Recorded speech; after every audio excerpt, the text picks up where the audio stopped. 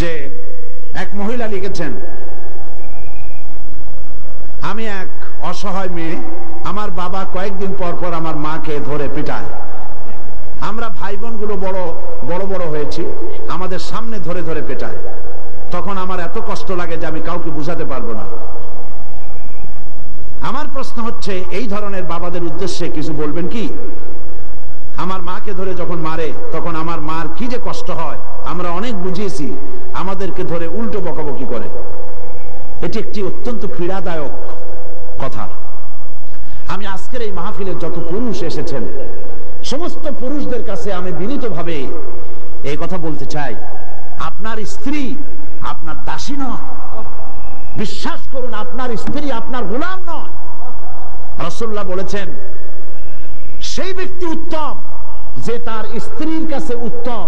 আমি আমার স্ত্রীদের কাছে উত্তম ব্যক্তি, বলেছেন মুহাম্মদ রাসূলুল্লাহ সাল্লাল্লাহু আলাইহি ওয়াসাল্লাম। আপনি যে আপনার স্ত্রীর এত পিটাইতেছেন, আপনি মরার পরে আপনার স্ত্রী আপনার সম্পর্কে কি সাক্ষী দেবে? সাক্ষী দেওয়ার কোন পথ রাখছেন? আমি ভাইদেরকে আরজ করব, আমি আপনাদেরকে বিনীতভাবে বলতে চাই, আপনি যাকে বিয়ে করেছেন আপনার বিবাহিত স্ত্রী আপনার দাসী নয়, আপনার খরিদা গোলাম নয়, আপনার বন্দী নয়। আপনার স্ত্রী, স্বামী আর স্ত্রী দুজন সমান। আপনি বিবাহ করে বাহাদুর হন নাই, বড় লাট হন নাই। খবরদার স্ত্রীর গায়ে হাত তুলবেন না, প্রহার করবেন না। আল্লাহ পাক সকলকে শান্ত হওয়ার তৌফিক দান করুন। স্বামী স্ত্রীর সঙ্গে মনোমালিন্য হতে পারে, শাসনের কথা রাসূলুল্লাহ বলেছেন, শাসন করতে পারেন, কিন্তু আপনি শাসন করবেন আপনার মেয়ের সামনে, আপনার ছেলের সামনে। আপনাকে যদি পেটানো হয় মানুষের সামনে কেমন লাগবে বলুন তো দেখি? বলেন বলেন, কেমন লাগবে? তা আপনি মা, কয়েকটা সন্তানের মা, এই মাকে তার সন্তানের সামনে পেটাচ্ছেন, তার ইজ্জতকে মাটির সাথে মিশাই দিচ্ছেন। এই মা তো তার সন্তানকে আর শাসন করতে পারবে না। কত ব্যথা পেয়ে মেয়েটা চিঠি লিখেছে। আমি অনুরোধ করব, সেই পিতা যদি এখানে থাকেন আল্লাহর কাছে তওবা করবেন, খবরদার। রাসূলুল্লাহ বলেছেন আরাফাতের ময়দানে, তোমরা আল্লাহকে সাক্ষী করে একটি পরের মেয়েকে নিজের জন্য হালাল করেছো, দাসীর মতো তাদেরকে প্রহার করবা না। রাসূলুল্লাহ নিষেধ করেছে। মেয়েদেরকে গালি দিও না, লা তুকরিহুল বানাত ফাইন্নী আবুল বানাত। রাসূলুল্লাহ বলেছেন মেয়েদের গালি দিও না, কারণ আমি মেয়েদের পিতা। আপনারা খবরদার আল্লাহর বান্দীদের প্রহার করবেন না, নির্যাতন করবেন না, গালি দিবেন না। স্ত্রীর নির্যাতন যদি সহ্য করেন আল্লাহ আপনাকে ভিন্নভাবে বরকত দিয়ে দিবে। খবরদার স্ত্রীদের উপর অত্যাচার করবেন না। আমি মহিলাদের এখানে মাহফিল করেছি, আজকে হাজার হাজার মহিলারা এসেছিলেন। আমি আপনাদেরকে এইসব কথা বলতে পারবো না, সময় হবে না। আজকে শুধু এতটুকু বলে রাখি, স্ত্রী আপনার সমান অধিকার রাখে, সে আপনার গোলাম না। এটা আবার উচ্চারণ করলাম।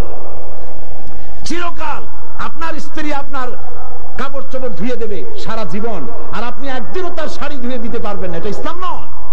আপনি তার শাড়ি ধুয়ে দেন, চিরকাল আপনার মশারি টানাবে, আপনি একদিন মশারি টানাইতে পারবেন না। না, তা হয় না।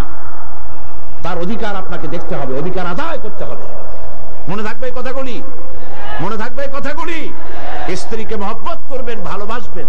রাসূল করিম সাল্লাল্লাহু আলাইহি ওয়াসাল্লাম, সুবহানাল্লাহ, হযরত আয়েশা রাদিয়াল্লাহু তাআলা আনহা বলেছেন, আমার কাছে হুজুর এসেছেন, অনেক বেলা হয়ে গেছে, খাবার তৈরি করতে পারি নাই। হুজুর এসে রাগ করেন নাই, বরং আমার কাছে বসে তিনি রান্না গুছিয়ে দিয়েছেন, তরকারি কুটে দিয়েছেন, রুটি বেলে দিয়েছেন, না হয় রুটি সেকে দিয়ে আমাকে রান্নার কাজে সহযোগিতা করেছেন বিশ্বনবী মুহাম্মদ রাসূলুল্লাহ সাল্লাল্লাহু আলাইহি ওয়াসাল্লাম। তুমি কোন বড় লাগবো? সুতরাং স্ত্রীর কাজে সাহায্য করুন। খবরদার আপনারা নিজেদের সংসারকে আগুন বানাবেন না। বাইরে যতই মাতবাড়ি করেন, মূল শান্তির জায়গা কোথায়? বলেন, মূল শান্তির জায়গা কোথায়? এই জন্য মূল শান্তির জায়গা ভালো রাখেন। সেইখানে হোম অ্যাফেয়ার্স খারাপ হলে সব খারাপ, যেমন পেট খারাপ হলে সমস্ত সবকিছু খারাপ।